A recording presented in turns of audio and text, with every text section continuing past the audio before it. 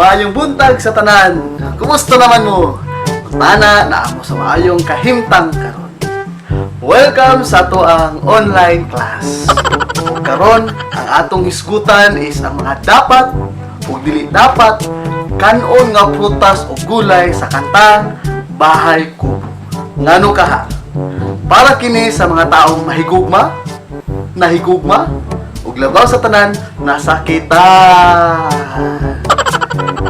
So andam na mo, before ta mag-start, manganta sa kantang Bahay Kubo. Bahay Kubo, kubo. Bahay Kubo, kubo na bahay, kubo na bahay, Bahay Kubo. Una, singkamas. May kakayahan na punan ang karamdamang pagkauhaw ng isang tao. Kaon mo og singkamas aron yung gugma di magkamalas-malas.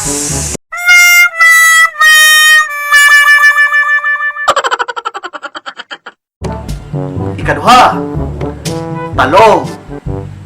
Mahusay na panlaban sa sakit. Talong, kan-anin ninyo aron inyong relasyon mo prolong.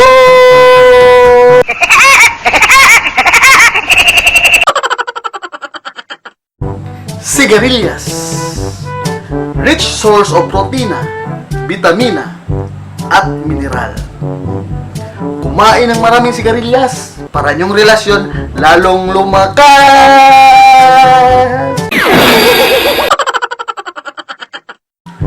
Mani, kinukuha bilang merienda sa maraming mga kabahayan, lalo na kung may lamay.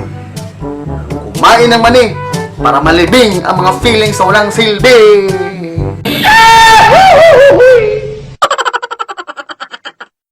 Sitaw, makakuha ka rin ito ng sapat na vitamins at minerals na nakaka-reduce ng heart disease. Kaya ugaling kumain ng sitaw para ang sakit sa kasing-kasing mawagting. Bataw, isang halamang gumagapang.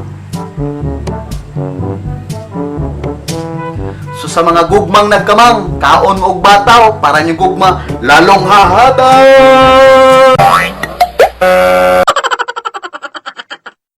Batani, tumutulong para linisin ang mga toxic sa katawan. Kaon mo og batani para yung toxic na relasyon ma-repair paani. Kondol, isa kini ka prutas nga walay appetizing flavor. So likayi ang pagkaon ani aron yung relasyon dili maka leche. No! God, please, no! Patola. Ang patola ay karaniwang gulay na hinahain kasamang sabaw at miswa. Gulay na panlaban sa anemia. Kaon mo ani, labi na tong taong nagsigbilar tungod sa gugmang nangalarlar.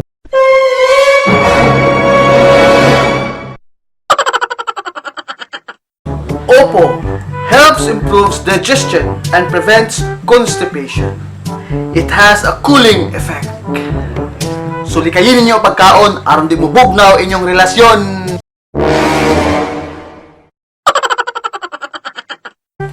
Kalabasa, kani common kaayo, mahusay na source of vitamin A, nagbibigay linaw sa ating mga mata. Kaon taan yung daghan aron ato makita kung iyang gugma tinud-an ay baba or bugal-bugal na.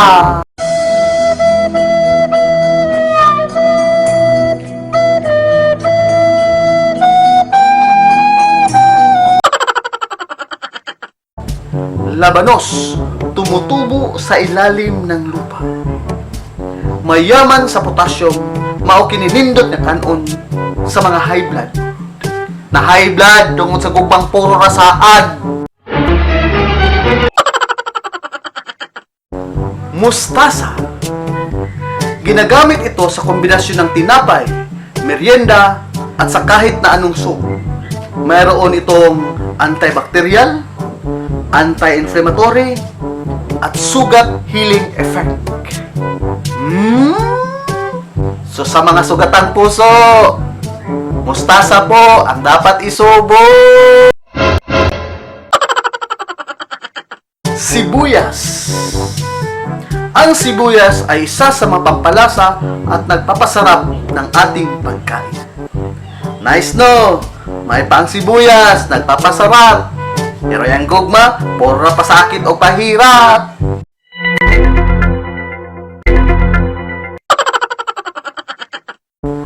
Kamatis. Mukaon kani, imong panit muhamis. May payang panit ni Hamis, pero yung gugma, nagkahilis. Oh no! Bawang. Mabisang panlaban sa sipon or common cold. Kaon kani, labi na to yung gugma sa imo, cold na.